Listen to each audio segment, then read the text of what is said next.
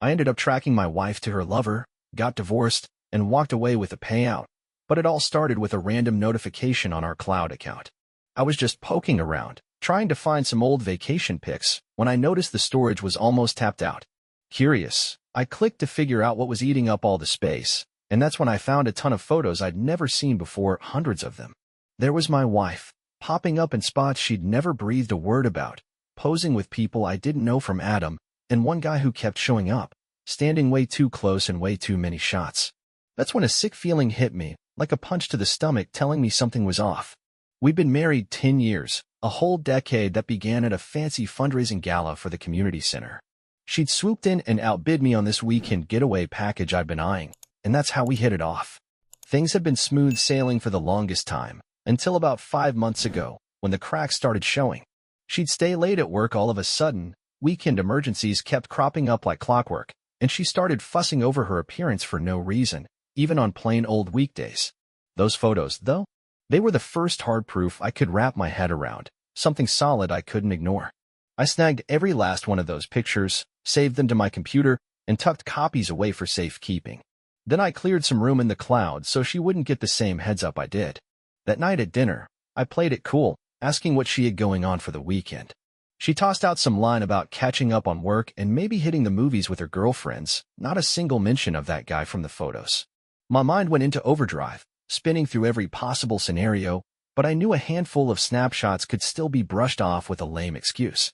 Living in North Carolina, I'd caught wind of how cheating could mess with divorce settlements, so I decided to dig into it a bit before jumping to any wild conclusions.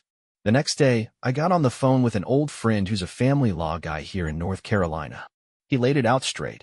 If you can prove infidelity, it can absolutely shift how the assets get split up. That was a big deal to me. We'd built a solid life together, a nice house, a chunky savings account. My business was humming along, and we'd pooled our cash into investments over the years. If my worst fears were true, I wasn't about to let it all slip through my fingers. I needed cold, hard evidence, not just a gut feeling nagging at me. For the next week, I kept my eyes peeled, zeroing in on her habits. The late work nights always seemed to hit on Mondays, with Wednesdays sneaking in sometimes too. She'd stay fuzzy on the details, never pinning down exactly where she'd been, and every time she walked through the door, her hair was a tad damp, carrying this unfamiliar soap scent that didn't match anything in our bathroom. It was little things like that, stacking up, that kept the doubts churning in my head.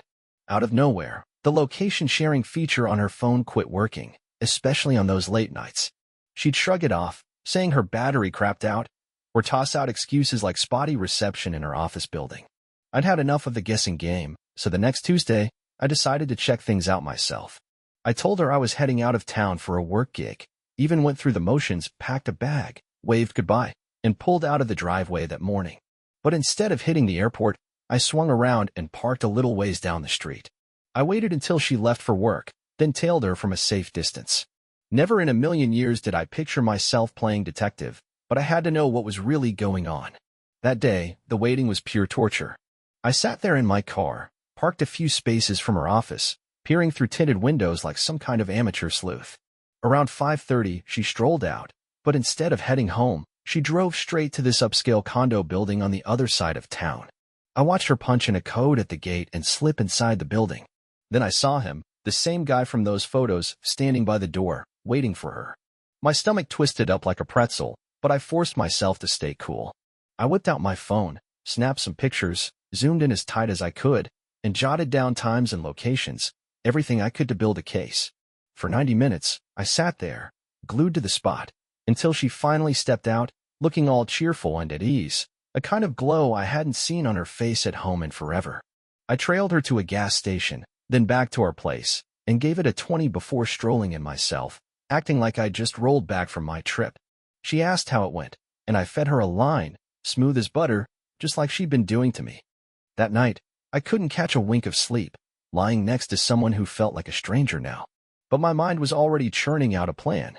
North Carolina law could back me up if I had proof of what she was up to, and I was only getting warmed up with gathering the goods. The next morning, I dialed my lawyer buddy again, pressing him for details. What exactly passes as evidence in North Carolina divorce courts? He broke it down for me: photos, videos, texts, witness accounts, anything that screams affair loud and clear. The more I could pile up, the stronger my stance, he said. I took a day off work to let it all sink in, giving myself space to think. I opened a separate bank account, started rounding up key paperwork, and stared down the hard truth. My marriage was probably toast. But after everything she'd pulled, I wasn't about to walk away with nothing. I built too much to let it slip away without a fight, and I was ready to play smart to protect what was mine. The following week, I brought in a private investigator. It wasn't cheap, but I figured the professional-grade proof would be worth every penny. In the meantime, I rigged up a tiny camera in her car small enough to stay hidden and started collecting my own bits of evidence. The next time she said she was off to run errands, I had video of her steering straight to that guy's apartment instead. 2 weeks later, the PI handed over his report, and it was a goldmine. Shots of them locking lips in public, strolling in and out of his place, enjoying dinners at tucked-away restaurants across town where no one would spot them. He even dug up credit card receipts showing hotel charges from her so-called business trips, plus phone records packed with hundreds of texts and calls between them, all dated, all logged, all legit for North Carolina courts. The guy told me they'd been at it for at least 9 months, longer than I'd even guessed. Looking through that pile of evidence made my stomach churn, but at the same time, it was a weird relief. I wasn't losing my mind, wasn't making stuff up, I wasn't the one screwing up our marriage. I pulled it all together into neat files, digital versions, paper printouts, backups on backups. No chance she was slipping out of this one. My next move was tracking down a divorce lawyer who knew North Carolina's infidelity laws inside and out, someone who'd go to bat for what I had coming. I sat down with 3 different attorneys before landing on the perfect fit. He flipped through my stack of proof and gave an approving nod. This is the kind of stuff judges eat up in infidelity cases, he told me. He explained how North Carolina is one of those rare states where cheating can really shake up alimony and how the property gets split. He laid it out for me. If I could nail down the adultery, she might not see a dime of alimony, and the asset division could swing my way. Her retirement accounts, way fatter than mine, could even be up for grabs, all because she decided to sneak around instead of just calling it quits like an honest person. We mapped out the next steps together, slow and steady. No blowing up at her yet. No showing my cards, just keep stacking up more evidence while we got the legal paperwork ready. Surprise is your ace in the hole, my lawyer said. The second she knows you're onto her, everything gets trickier. So, I kept my cool, played it smart, and stayed focused on building the strongest case possible. For another month, I kept up the charade, acting like everything was fine when I knew my marriage was a sham. It was the toughest role I'd ever played. Every forced grin felt like I was stabbing myself in the back. And every "how's your day" chat was a tangle of lies from both of us. Still, I held it together. I was locked on the prize at the end of this mess. Then the last piece of the puzzle dropped. The PI snagged video of them checking into a resort together, the very same weekend she'd told me she was off to see her mom. I even rang her mother's house that Saturday, and she picked up, cool as you please, claiming she was just settling in for dinner with her folks. The lie rolled off her tongue so slick, so polished, it sent a shiver down my spine, how effortless deceit had become for her. With that final nail in the coffin, my lawyer got the divorce papers drawn up and ready to deliver. The showdown was coming, and I was chomping at the bit to face it. North Carolina's adultery laws were about to tip the scales my way.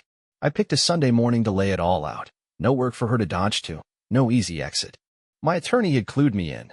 North Carolina's a one-party consent state, so I could record everything without tipping her off. I set my phone on the coffee table, hit record, and asked her to take a seat, saying we had something big to hash out. She rolled her eyes at first, but when she caught the look on my face, that annoyance turned to unease real quick. I know about the affair, I said flat out. Her expression flipped through a whole slideshow: shock, denial, panic. She opened her mouth to argue, but I raised a hand to stop her, then slid the file of photos across the table. I pointed out the time-stamped shots of them together, flipped open the credit card statements, and played a snippet of her call from her mom's place, followed by the PI's video of her at the resort that same moment. She slumped back on the couch, all the fight drained out of her. She didn't even bother pretending anymore. "How long have you known?" she mumbled. "Long enough," I shot back, then dropped the divorce papers between us like a mic drop. I told her straight, North Carolina law doesn't mess around with infidelity. It had hit her hard in the settlement. Her eyes popped wide. She clearly hadn't thought about the legal fallout. "You can't prove a thing," she tried, grasping at straws. I let out a dry chuckle, no joy in it, and pulled out the rest. The PI's reports, the airtight timeline, the mountain of evidence I'd stacked up.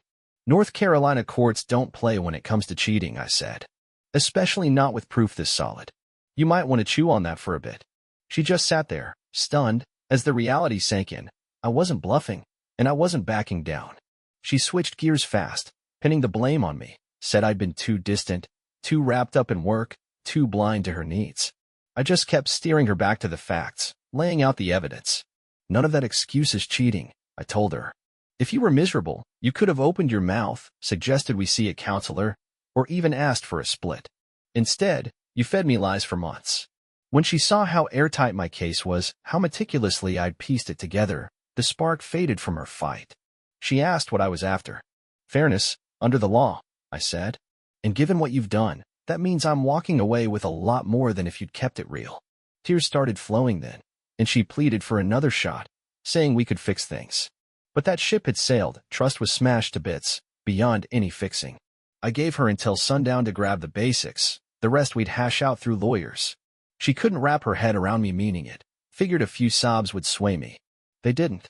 11 years of marriage wrapped up that Sunday morning. By evening, she was gone 2 suitcases in tow, off to crash with a friend.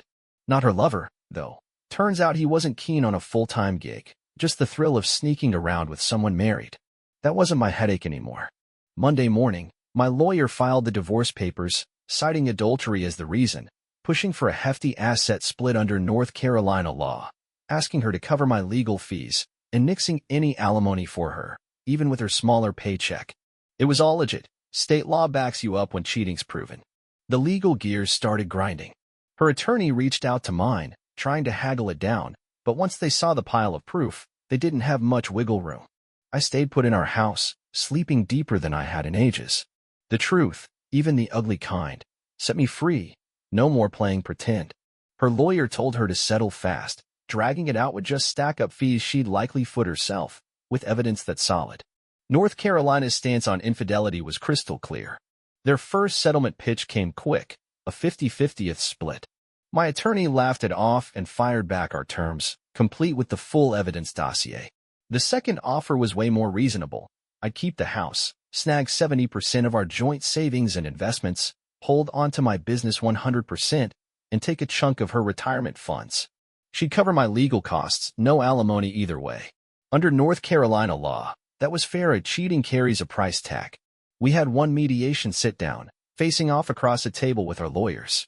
She looked worn out, beaten down, and asked if I was happy now. Not happy, I said. Just making sure I don't pay for your decisions. The mediator kept us on track, money, not feelings. By day's end, we'd signed the deal. 5 months after I'd caught on, the divorce was done. The financial haul beat my expectations. I held on to the house, sold it for a nice profit, and invested the settlement cash smartly. I moved to a fresh spot, free of old ghosts. It cost her more than dollars, though. Friends picked sides when the truth spread, and her work rep took a hit once word got out about her fling with a client. The guy she cheated with? He bolted when the mess hit the fan. I didn't gloat over any of it, just shielded myself the way North Carolina law let me. That first year post-divorce was about patching myself up, rebuilding faith in my own instincts, and rediscovering the kick of standing on my own. I figured out who I was outside that wrecked marriage. People sometimes ask if I regret how it played out. Nope. North Carolina's laws are there for a purpose. When someone trashes their vows, there's a reckoning. I didn't set out to cash in on my divorce. I just wanted what was right given the mess she made. The law saw it that way too. Fairness shifts when one person torches the marriage with lies. 3 years on, I'm in a solid spot, money's good. I'm tougher emotionally, smarter about who I let in, pickier with trust. Some call it a jackpot. I call it justice. The cash didn't erase the sting of betrayal, but it gave me a base to rebuild from. That's what North Carolina's infidelity laws are built for, not punishment, but a lifeline for the one who got burned. If there's a takeaway, it's this. Stand up for yourself, know what you're owed, and don't let someone else's bad moves dictate your next chapter. I tracked her to her lover, ended it under North Carolina's infidelity rules, and yeah, I got what the law said I deserved, not out of greed, but because choices have fallout, even in marriage, especially in divorce. If you enjoyed this story, don't forget to subscribe. Wishing you an amazing day filled with positive vibes.